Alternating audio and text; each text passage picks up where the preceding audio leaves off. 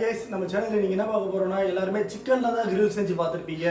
நம்ம ஃபர்ஸ்ட் டைமா இப்போ என்ன செய்ய போறோம்னா பலாக்காயிலேயே grill செய்ய போறோம். அது எப்படி செய்யலாம்னு பார்க்கலாம் வாங்க. நம்ம கிரில்லுக்கு இப்போ மசாலா ரெடி பண்ணிக்கலாம். மசாலாக்கு இஞ்சி பூண்டு பேஸ்ட் சேர்த்துக்கலாம்.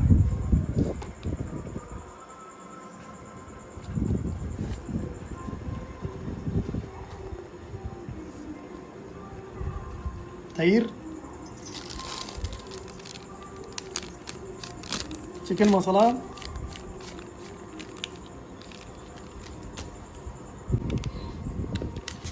சீரகத்தூள், மிளகுத்தூள், மிளகாய்த்தூள், மஞ்சத்தூள். எல்லாருமே மசாலாவுக்கு ஆயில் தான் சேர்த்துப்பாங்க. நம்ம நெய் சேர்த்துக்கலாம். இது கூட நம்ம தேவையான அளவு சால்ட் சேர்த்துக்கலாம். மசாலாவை நல்லா கிளறி எடுத்துக்கலாம்.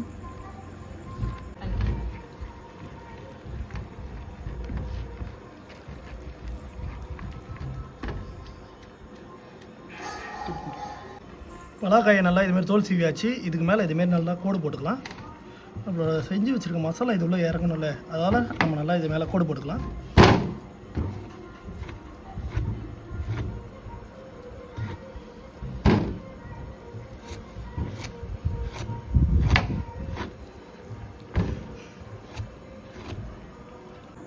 நம்மளோட மசாலா இது மேலே நல்லா ஆட் பண்ணிக்கலாம்.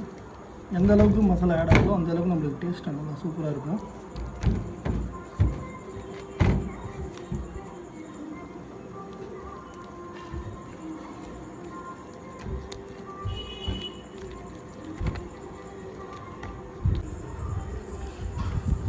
நம்மளோட கிரில் சிக்கன், அதாவது கிரில் பலாக்காயில் இப்போ நம்ம இந்த மசாலாலாம் ஆட் பண்ணியாச்சு. இப்போ இதை நம்ம ஓவனில் வச்சு எடுத்துக்கலாம்.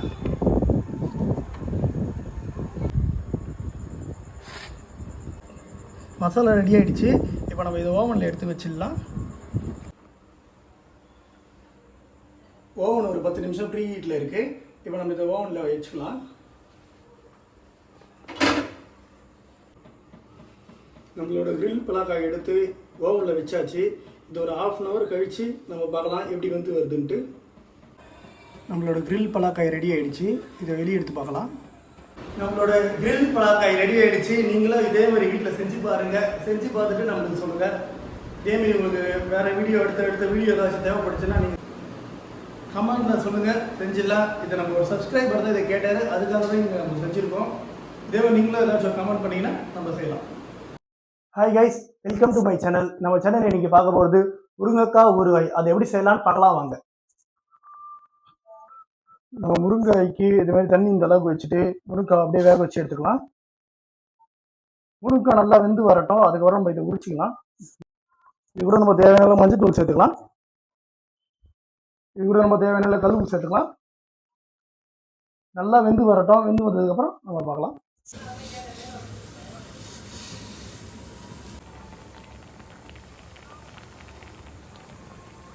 முருங்கைக்காய் நல்லா வெந்து வந்துருச்சு. இதை நம்ம ஒரு பிளேட்டில் மாற்றிட்டு இதை ஆற வச்சு உரிச்சு எடுத்துக்கலாம். முருங்கைக்காய் சோறுன்னு சொல்லுவாங்களே, அதுதான் இது, வேறு ஒன்றும் இல்லை. நம்ம இதை வந்து இப்போ தாளிச்சிக்கலாம். நம்ம ஒரு பாத்திரத்தில் தேவையான அளவு நல்லெண்ணெய் சேர்த்துக்கலாம். இது கூட நம்ம கடுகு சேர்த்துக்கலாம். கடுகு, வெந்தயம், காஞ்ச மிளகாய்,